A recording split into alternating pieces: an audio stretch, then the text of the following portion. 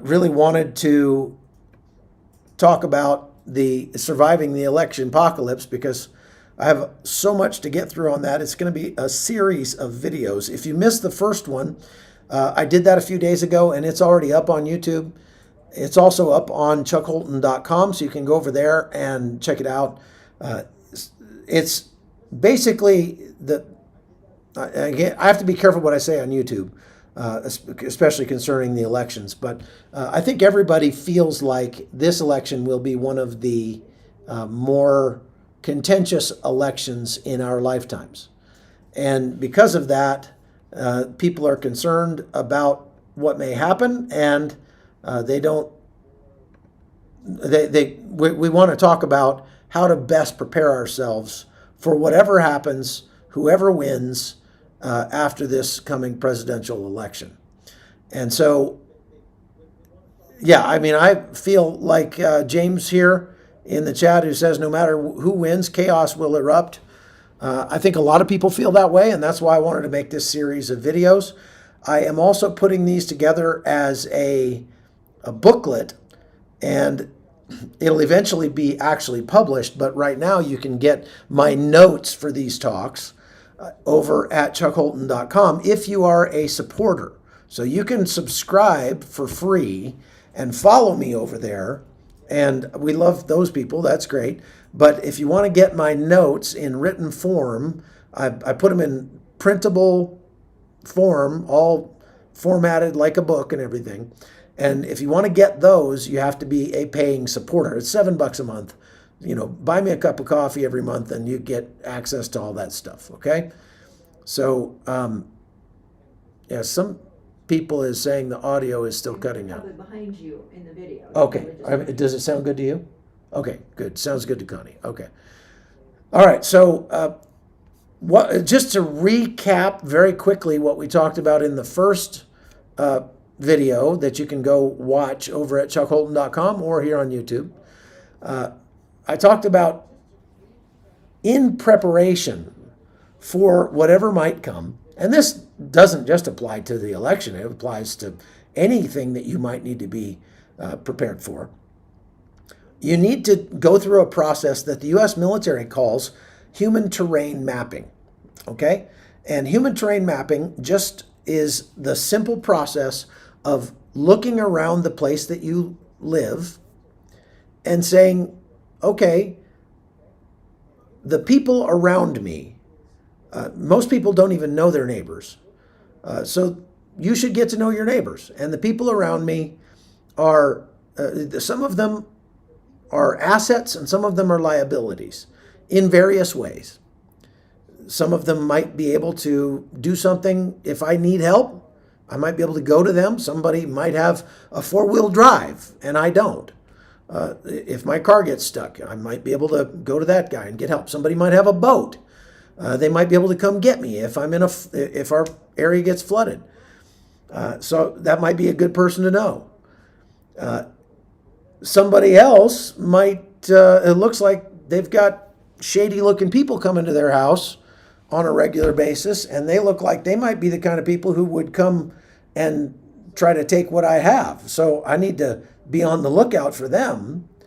And so it's just a matter of being aware of your surroundings and doing it in a way that is organized. So the way the military does it is they put up a map and of the area where they're going to be, and they start sending patrols out to identify the family that lives in each house, find out who they are, what they can do, what they have, what assets they bring to the table, and what kind of threat they might pose if they didn't like you.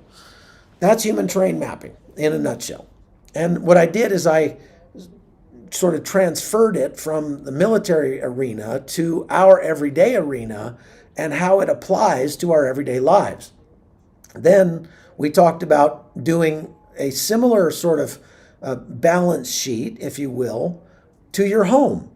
Doing some home terrain mapping and looking around your home and figuring out where, if I was going to break in, if I was a bad person, I was going to break into my home, how would I do it? And as a matter of fact, I actually talked some kids in our neighborhood into trying to break into my home in Panama. And then the way they got in, I fixed that.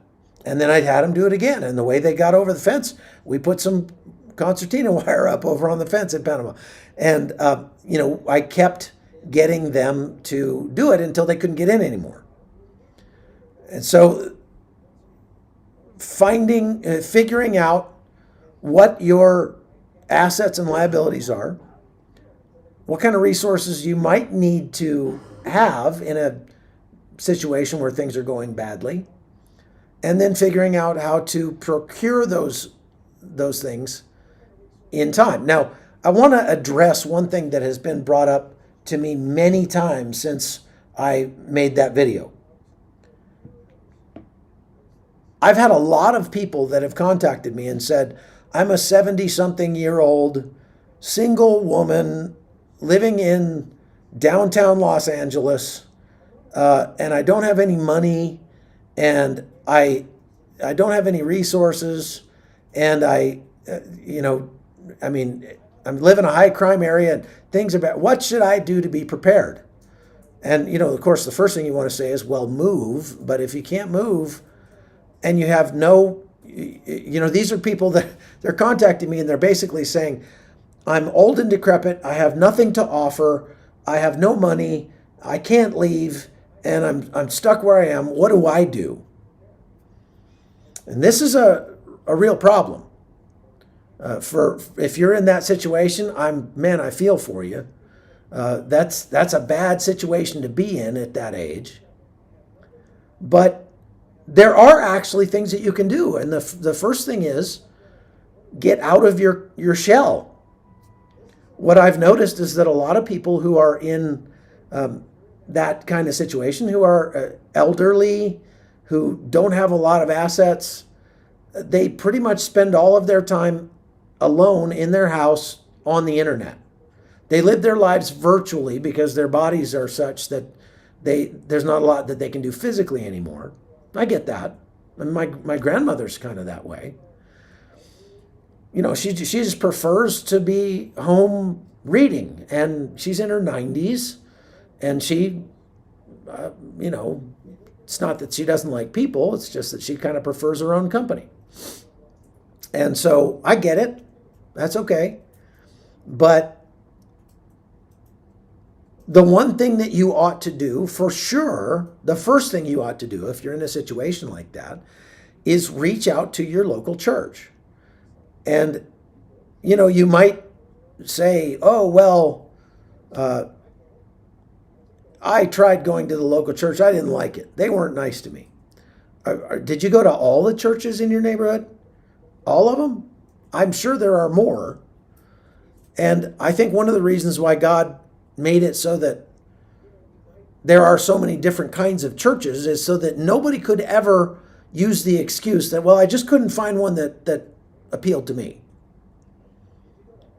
And some people will say, well, I don't believe. I'm not a believer.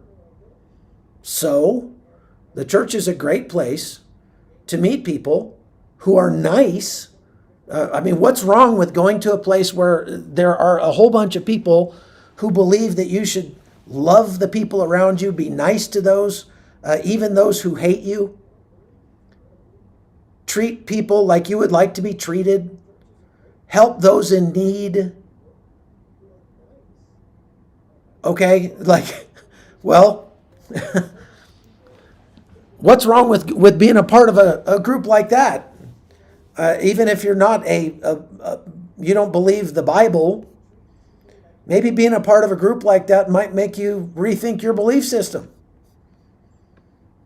It certainly couldn't hurt you. Those people are not gonna hurt you. So if you're in a situation like that and you've got no resources and nothing to offer and you live in a bad area, and you're like, I'm going to be the first person that dies if things go sideways. If you're going to be if you're that person, reach out to your local church. Find your local church. Go visit a church. They don't bite. They don't even nibble, most of them. And if you are a person in need, that is the place to go. Get involved in a local church. And I would tell you, don't go there like, oh, woe is me, I need help, please help me, give me stuff, you should, if you're going to a church with that mentality, with, looking for what you can get from them, you're going for the wrong reason. If you're going to go to a church, the reason that you go to a church is to see what you can contribute. And believe it or not, even if you don't have a lot of money, even if you are elderly and you're not physically capable, I bet there's something that you can do to help others. Because I'm personally of the belief that God wouldn't have let you wake up this morning if he didn't have something for you to do. And so go to a local church and find some way that you can plug in and help. If nothing else, go work in the nursery and rock the babies. Anybody can rock a baby. Go to the hospital and visit the sick. If you're not sick, look, the best way to heal yourself is to help somebody else.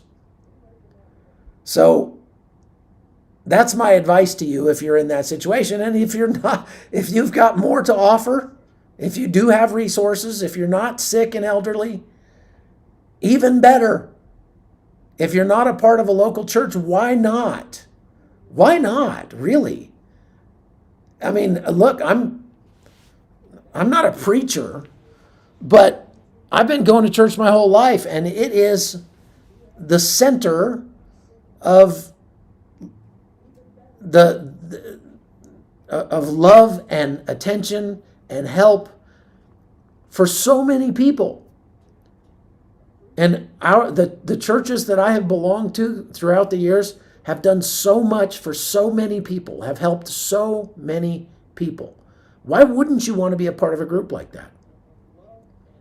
Again, the whole religion thing notwithstanding, there's a whole bunch of buildings all around your community that are full of people whose purpose is to honor God by loving the people around them. So what's wrong with that? I just don't see the argument why you wouldn't want to be a part of a group like that, okay? So with that in mind, I want to go on to part 2 of the survival mapping is what I'm calling it, okay? Because it has to do with human terrain mapping in your neighborhood, home terrain mapping in your home, and health terrain mapping for your health. Taking stock of where you are physically and then doing something to make that better all the time. Health is one of those things you never ring the bell. You never get to the point where you can go, okay, I'm in shape. I'm all done with that. I'll go on to something else now. No, it's a constant process. It's like weeding a garden. The weeds never stop coming. You just got to keep pulling them out. So that health terrain mapping is part 3 of the talk I did last time. Now, let's go to part 4. Part 4 has to do with getting involved in your local church and getting your church to focus, at least in part, on helping the people around them in their most critical time of need. See, there are a lot of churches out there who on Sundays, they're a bustling place, man. There are thousands of people that come to the church to hear the pastor preach and the choir sing and to send their kids off to Sunday school. And then at noon on the dot, man, they're out of there and they're off to the Mexican restaurant. I've been one of those. And then from noon on Sunday to 10 a.m. on the next Sunday, that place is deader than a hammer.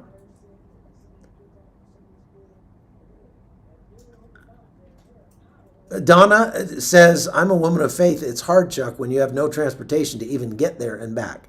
Donna, I would imagine that if you got yourself to a church and you started befriending some of the people in that church and you told them, look, I don't have a way to get to church.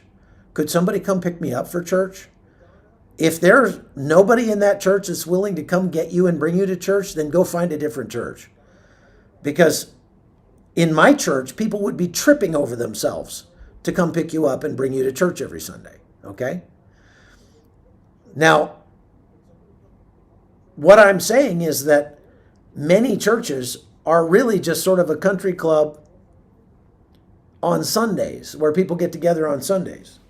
And what we have to do is we have to encourage our churches to not be that way, to be the church all week long. And there are many churches that are vibrant and living, and they are the church all week long. You just got to find one of those. But if your church isn't one of them, then rather than leave, maybe you should stand up on a Sunday morning and say, hey, we're not really helping people the rest of the week. You know, there's a hurricane that just hit North Carolina really, really bad, and Georgia is mostly without power. How come we haven't sent anybody out there to help them? There's a whole bunch of single mothers in our neighborhood, right around our church. How come we don't have an outreach to them? There's a bunch of pregnant women who, or women that just had a baby, or people that just had surgery, and they could use maybe some meals brought to them to help them out when they're laid up in bed. How come we don't have a program to do that? See, the churches that I've belonged to have had those programs, and that's one of the ways the churches grow. If you want your church to grow, you need to get out of the four walls of your church, and you need to actually start helping the people in your neighborhood. So, for example, we had a men's group at one of the churches that I belonged to one time, and we would get together on Thursday nights, and a bunch of men get together at the church, and we'd sit around and talk about how to be better men. And what it kind of ended up being was just sit around and make you feel bad for not spending more time with your family and putting a more priority on spending time with your wife and your kids and helping them out and, you know, that kind of thing. And finally, one time I just kind of stood up in the thing and I said, guys, first of all, this men's group feels to me like it was designed by women. Like, hey, let's get together and chatter at the church every Thursday night. And oh, by the way, because we're coming here every Thursday night, we're not with our families, we're not with our wives, so we're actually counterproductive here. We're trying to make each other, motivate each other to spend more time with our families, and we're taking each other away from our families to do it. It doesn't really make a lot of sense here. So how about this? This Saturday, let's all get together in the church parking lot and bring your kids, bring your sons at least. And we're going to hold an auto fair for single mothers in our neighborhood. We're going to put out flyers. We're going to make phone calls. If you know any single mothers, people you work with, ladies that are in the church, whatever, call them and say, hey, bring your car down to the church on Saturday morning, and we're going to change your oil for you for free. And we're just going to do an oil change clinic down here because there are a lot of these women that don't have a man in their life who can change their oil on a regular basis. And so let's be of service. Bring your sons and you can train them how to change the oil in a car. So you get 2 for 1. You're spending time with your kids and we're helping out the community. And so we did that. And man, the women came in droves. They were lined up down the street. We were changing their oil. And you know what happened? A lot of guys, as they were looking at these women's cars, they were like, holy cow, look at the tires on this car. This poor woman, she's elderly and her husband died 6 years ago and she doesn't have anybody to take care of her car for her. She's been driving the wheels right off this car. Tell you what, keep her busy for a while and we'll be right back. And they would jump in her car and take it down the street to a local tire shop and they'd put new tires on her car for her and bring it back. And, so they actually did a whole lot more. And what it did was it brought us together as a men's group, but it also brought us closer to our sons. And it also helped the single women who needed men in their lives. And it also made the men realize just how vital a man is in a family. That, man, we're important. We're necessary. And so it worked really well. So that's what I'm saying. That is what the church should look like, right? And we started calling each other, hey, get together on Saturday morning. This time we're going to go over to that, that woman whose husband just bailed on her, a few months ago. We're going to go over to her house and we're going to do for her all the things her husband ought to be there doing, but he's not. So we would, and bring your sons. So we would show up at her house. We'd split her firewood for her. We'd fix the leaky faucets. We'd change the oil in her car. We'd, gather around her and her kids and lay hands on her and pray for her, and just give her some spiritual love and blessing that way. And a lot of guys would be looking around and they'd be seeing what a mess things were in her house and how she had so much need because her husband wasn't there to help provide. And they'd say, oh my gosh, if I ever step out on my wife, please come knock some sense into me, because good grief, I don't ever want my wife to be in this situation, right? And so it showed guys just how vital they are. It helped the women. It gave us time to spend with our boys doing purposeful work. And it actually, made us understand how important our role in the family is. That's a trifecta right there. Could you throw me a bottle of water? That is a trifecta. That is, whoop. Thank you, honey. Hang on. Okay, so this is what the church ought to look like, in my opinion. Now, let's apply this to the upcoming elections, all right?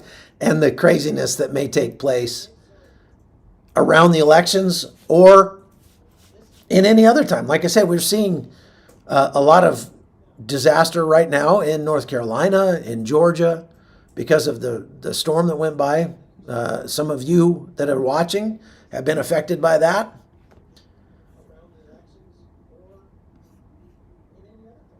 So I'm getting distracted by some of the comments and geez.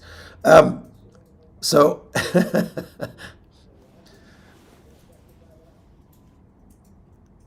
so let's see how we can apply this to being prepared, to getting our church prepared to be the church in any situation, but especially in the situations where people are in need. Okay? Now, I want to start by telling you a little story about this church that we belong to. And I mentioned this the other day on the live, that there was a power outage that came through our neighborhood in West Virginia, and it was really bad. I mean, it was just a brisk wind that came through, but it knocked down a bunch of trees, and there were people in our area that were without power for 2 weeks. And our church was without power as well. And so we got texted by the leadership, and they said, we're just not going to have services this Sunday because there's no air conditioning.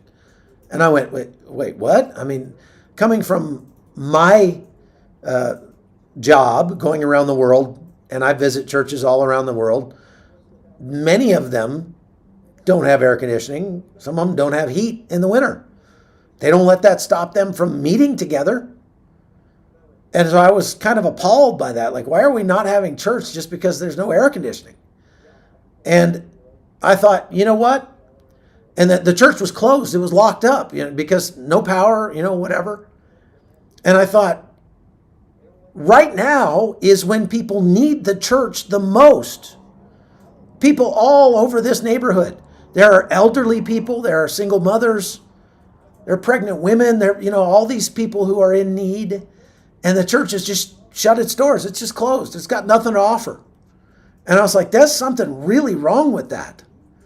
And so the next Sunday we had a service. I stood up in the church and I said, this needs to change. This is a big problem. And so I'm going to take the lead. I'm not the kind of guy to point out a problem without offering a solution. So I'm going to take the lead on this. And I'm going to recommend to the church leadership that we start a team of people to help the church be prepared to give assistance in times of need and crisis. Because we don't have anything like that. And I called it the Grace Team, the Grace Project, Grace for getting ready ahead of critical events. Because I was in the military and, or getting ready ahead of catastrophic emergencies, whatever you want. I was, I was in the military. We make acronyms out of everything. And so we needed an acronym. So that was what I came up with. The Grace Project was designed to prepare churches to become a beacon of hope in the darkest times that people face in their neighborhoods. Philippians 2:4 says, "Let each of you look not only to his own interests, but also to the interests of others." And I believe that's what it says. That's what it's talking about, is that we should be prepared to help people when they're in need. We should not just work to prepare to provide for our own selves and our own families. The Bible says that a person who won't provide for his own family is worse than an unbeliever. But we should also be prepared to help others in times of need. Now, our modern infrastructure is really fragile. I've done documentaries about this. The power grid, from the power grid to the supply chain, our infrastructure would be very easy to disrupt. And if it gets disrupted, whether it's a hurricane, a blackout, civil unrest, these things are becoming more frequent and predictable. And so we should be prepared as a church to come to the aid of people in times like that, when things go sideways. Proverbs 22:3 says, "The prudent sees danger and hides himself, but the simple just go blundering on and suffer for it." I added a little there. That's the Chuck Holton version. Proverbs 6:6-8 talks about the value of being prepared like the ant who stores up food for the future.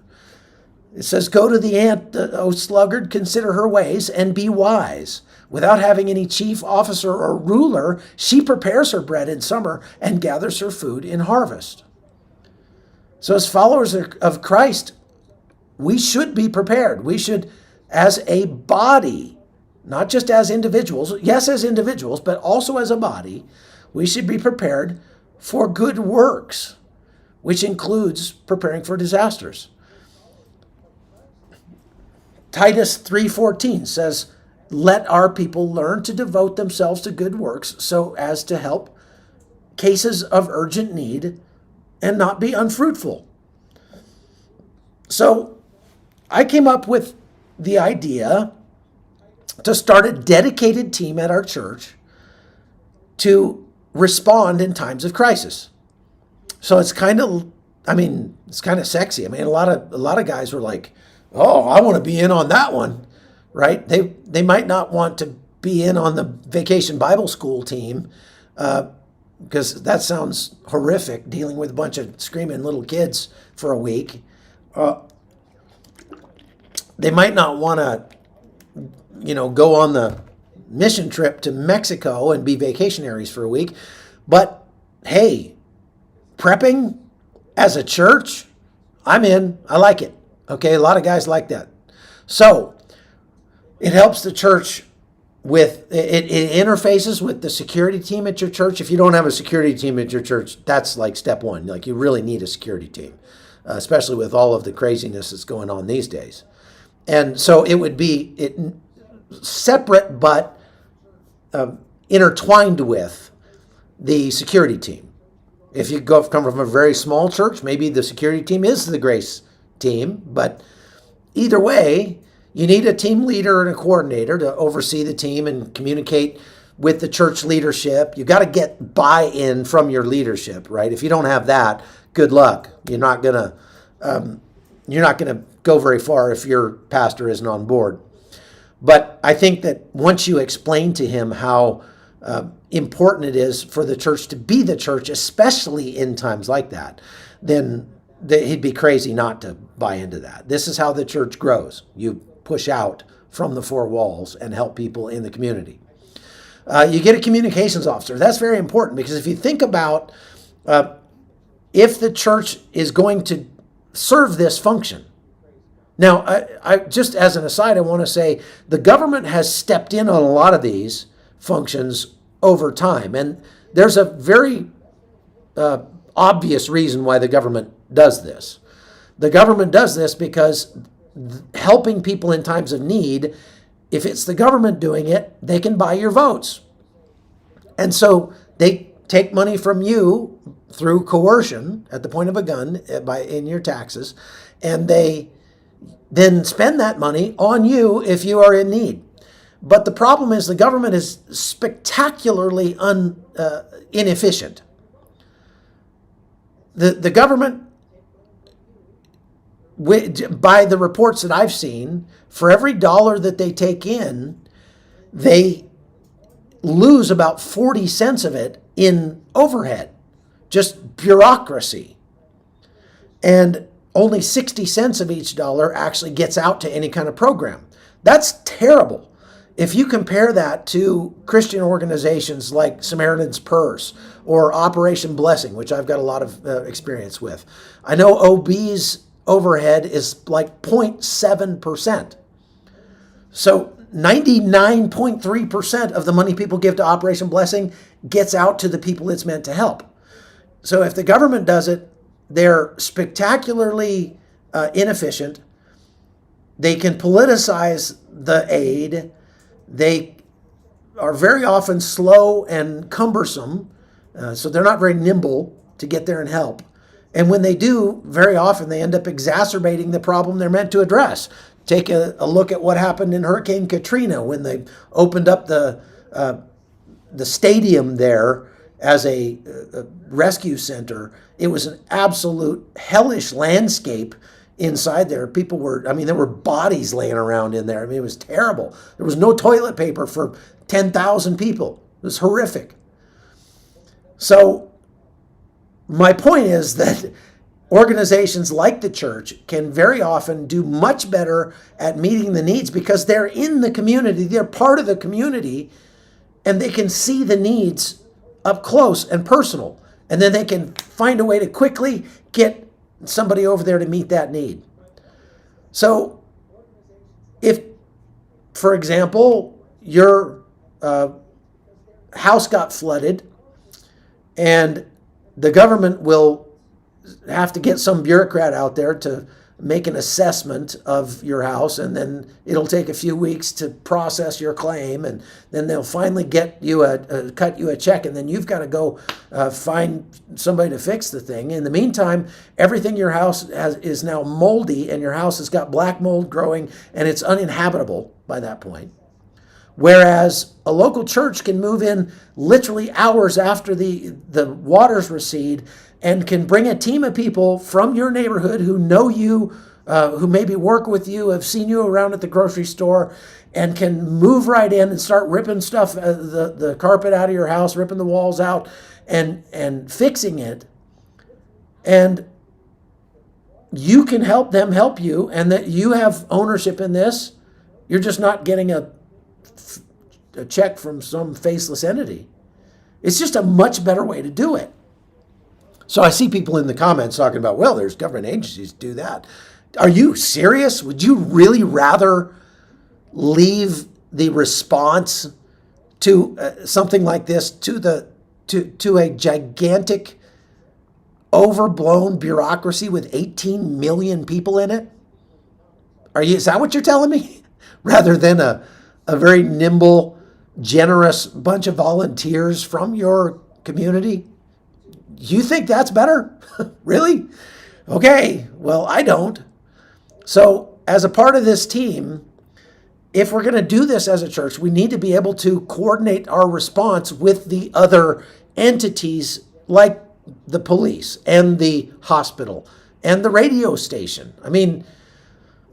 don't we want to have an open line of communication established beforehand with the radio station locally so that they can put the word out that, hey, Faith Baptist Church over here has got food, they've got water, they've got cots for you to sleep in, they have power because they invested in a good, generator setup. One of the first things we did at our church after establishing the Grace Team is we collected donations and bought a $25,000 generator that would power the entire church with natural gas for like a couple of weeks, so that in the event of another major power outage, there would be one place in the community for sure that had power, and that would be our church.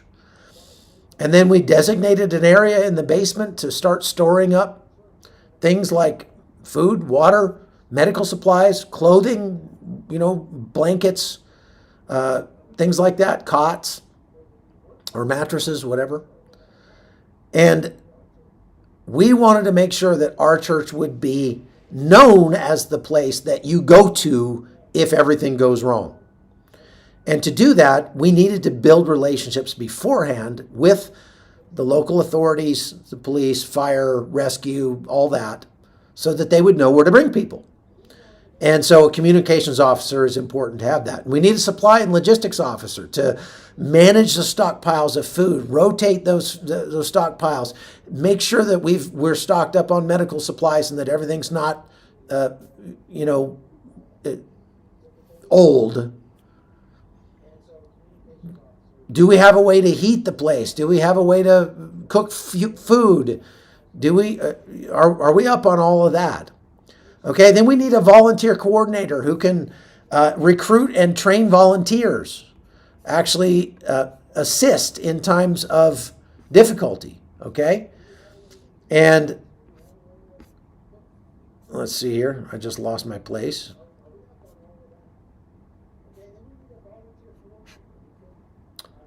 And lastly, we need a church liaison, I think, to go out and assist other churches with networking together so that we're not the only church that has to carry all the load.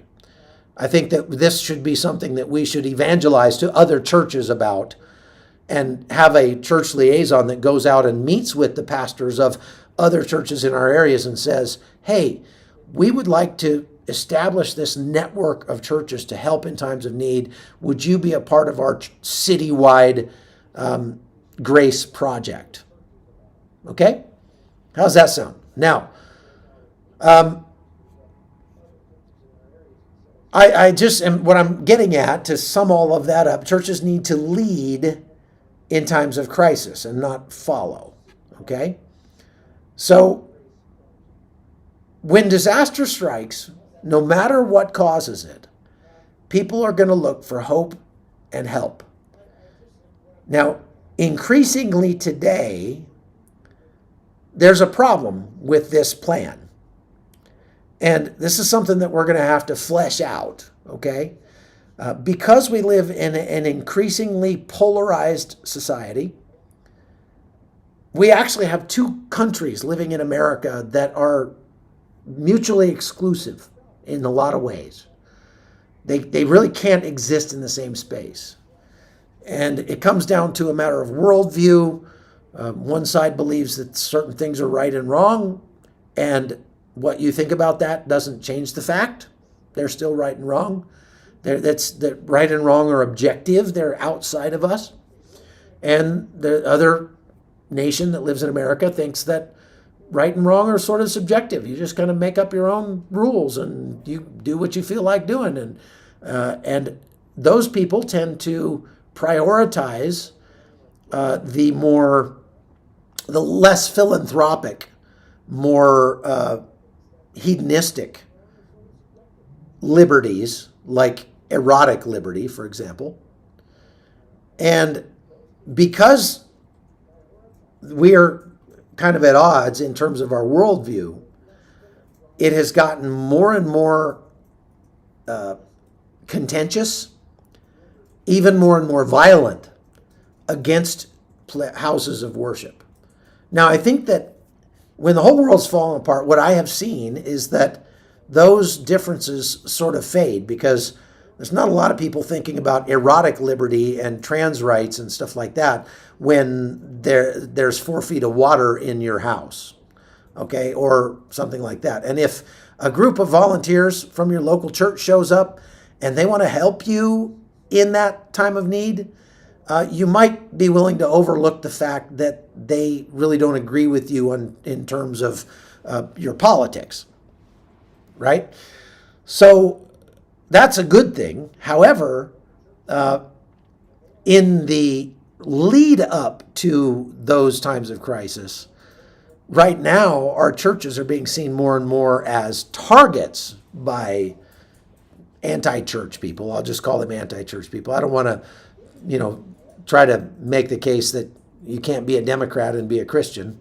I've tried to make that case before, but I don't want to, divide like that.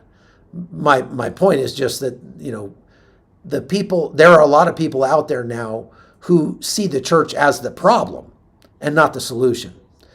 And I think that a grace team would go a long way to assisting them in fixing their thinking if there's a difficult scenario, a scenario of unrest. However, in the case of political violence or politically motivated violence, that might not actually work too well. And so this goes into why I said at the beginning that a grace project has got to be part and parcel, or at least intertwined very tightly, with a church security program. And now I have been on the board of directors of Lionheart International Services Group, which is run by my friend Tim Miller, for many years. And so we've been all about training churches to put their church security teams together and to work on not just having an armed guard or several armed guards, or locking your doors when the church service starts, or anything like that. Those are, strategies. But one of the things that we like to focus on is a strategy, the strategy of de-escalation. When you get an angry person in your church who is just angry because you're a church, or if you get a bunch of protesters who stand up in the middle of a service and start screaming and shouting about, climate change or abortion rights or something, how do you handle that as a church? And this is where these two things merge, okay? The grace team is about providing resources for people who are in need, but the security team has got to be about providing a safe space for the grace team to operate and to bring people into.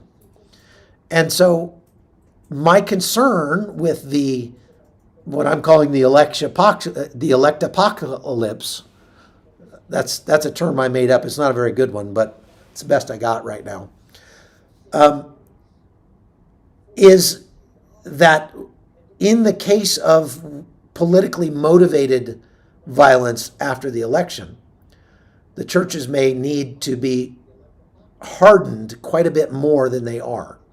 They're essentially soft targets waiting there. And it's a real balancing act. It's a real challenge to create a space that is welcoming and loving and willing to engage and interact with even people who disagree with you, but also make it a place where people who have ill will toward your organization are able to come and create chaos and even violence inside your church.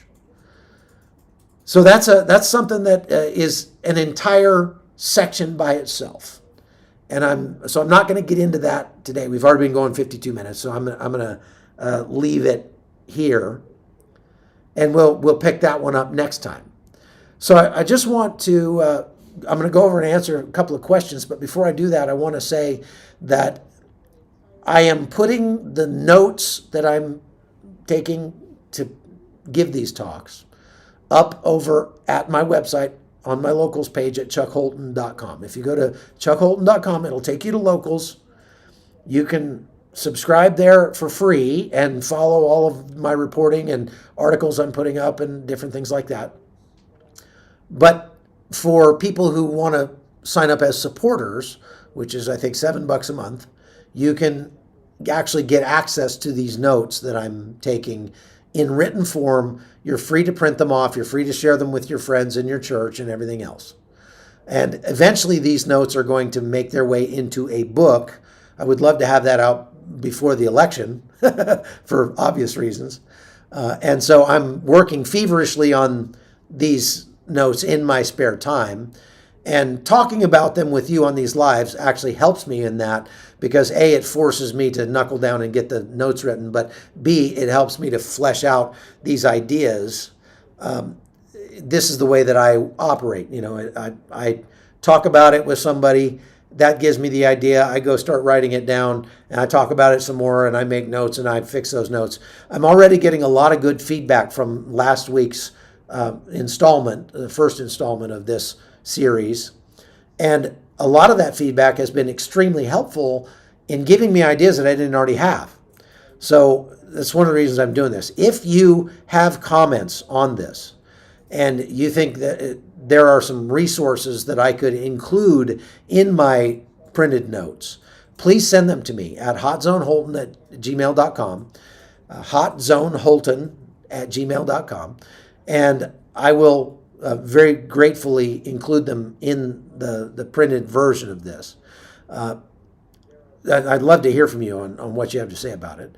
But also, like I said, that's where you can get printed copies or written copies of this that you can print off and you can share. It's a work in progress, so it's not going to be perfect, but it is pretty voluminous already at this point. I think we're almost up to 15,000 words total, and that's almost halfway to what I would consider good enough for a book, or at least a small book. And we're going to have checklists. We're going to have notes that you can apply to your situation. And as you reach out to me and say, well, this is my situation, what do I do? I'm like I was saying with people who are old and broke and living in an urban environment, and all that's a whole bunch of bad. It's helping me to think about and rewrite some of these things to address those situations. So I appreciate all of your help on that. This is kind of a collaborative effort, and so thank you for being a part of it. I want to look back here and just see if we have any questions. And if your question is not in all caps, I'm probably not going to see it. Karen Vaughn. Yeah, FEMA would only give you a loan. Lord showed me in a dream that what's coming, I've been preparing. Well, share your dream with me. Send me an email.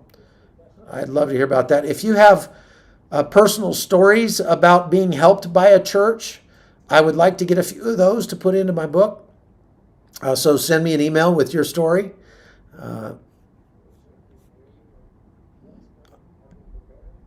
I'm just looking back here through the comments real quick. Scrolling. Okay, well, I'm not seeing a bunch of questions, so if you have any, ask them quickly. We could start a nonprofit and fund people in need. Well, there are tons of nonprofits out there that do just that. The Hot Zone is not a nonprofit, but we've been helping a lot of people in need just because of your goodwill. Throughout the 5 or 6 years I've been doing this podcast, I've been all over the world to disasters and wars and everything. And when I put up the story of somebody who's in desperate need, I very quickly get people sending me money, and we use that money to help people. We right now, somebody asked me the other day how many people we're supporting, and I said there's probably about 40 people right now that we are supporting on an ongoing basis, from the group of single mothers and their children that we support in Colombia to people that we have supported and that we're supporting on our tours in Armenia and elsewhere. So thank you very much for all of your generosity, because a lot of it gets sent back out to help people who are in need. And I think that's fantastic. Okay. Keep It Simple said, I'll make a case you can't be a Christian and be a Democrat. Yeah, I have made that case before, but I'm not trying to cause division here. Please repeat your question. If somebody just has a question, please re-ask it now or forever hold your peace. Thank you, William. I really appreciate your donations. Somebody, One Tire Mama, can you write the email address in the chat, please? Could a person who's not a supporter get them from somebody who is? I suppose you could. I'm not going to be that crazy about locking them down. Look, there have been several people who have written me and said, hey, I don't have even $7 to spare, and so but I really could use these. I'd really like to get my hands on them. And I've said, sure, and I've just gladly sent them to you. So if you're in a place where you just literally can't afford it, and I'm happy to send you these notes. If you want to support my work, and you do have the ability to do so financially, then please go to chuckholton.com and become a supporter. And if you don't, if you're one of those people that's in desperate straits right now, I'm not going to withhold it from you because you don't have $7. I'm not that kind of person. So, and maybe I'll just ask you for your story. You can tell me your story. I'd like to hear those. All right. So that's all I've got for today, folks. Really appreciate all of you. It is Sunday. I just realized my life has been way crazy lately. And so it's 12:30 on the East Coast of America. If you haven't found a church to belong to, now would be a good time to go find one. If you're someplace where it's still 10 o'clock or sooner. So if you're not at church this weekend, why not? Go find one. I would highly encourage you to do so. And if you're not able to physically attend a church today, well, there are lots of them that publicize their services online. Heck, my church in Panama puts its services online as well. And matter of fact, they're probably online right now. So I'm going to get off here and I'm going to go join my church and worship with them from Jordan. Okay? All right. God bless you. Thank you very much for watching. Love you guys. We'll see you again next time. Bye-bye.